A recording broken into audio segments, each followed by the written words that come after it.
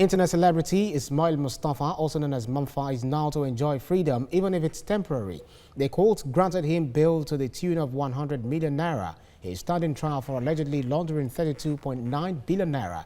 Economic and Financial Crimes Commission also opened its case in Friday's proceedings, with 3 witnesses testifying. Our correspondent Kemi Fola Adeyemo reports.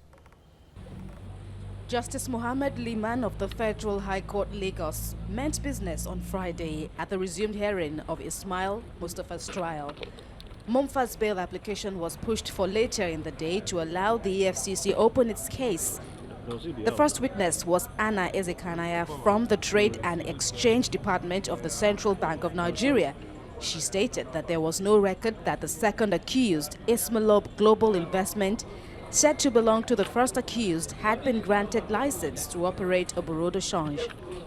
But she conceded under cross-examination by lead defense counsel Boyega Oyewole, a senior advocate of Nigeria, that individuals can conduct personal transactions as long as it's not for profit.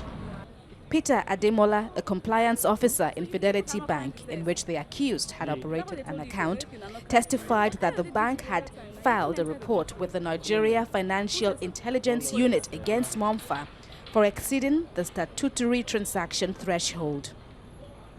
Okafor Ikenna came next, stating that he usually sold euros running to several millions of naira to a director with Ismail, and that he never met the first accused until during interrogation.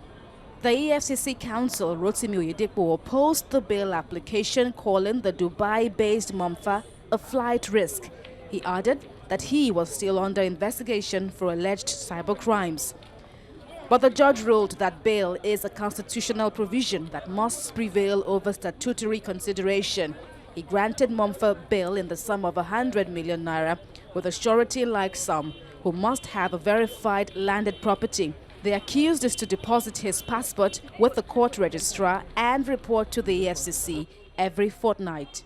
Mompha is accused of fraud and negotiating forex transactions of various sums with several persons when he wasn't an authorized seller appointed by the CBN, punishable under the Money Laundering Prohibition Act of 2011 and the Foreign Exchange Monitoring Act of 2004. He risks a jail term of at least 5 years. Hearing continues on January the 8th, 2020. Kemi Fola Adeyemo, TVC News, Lagos.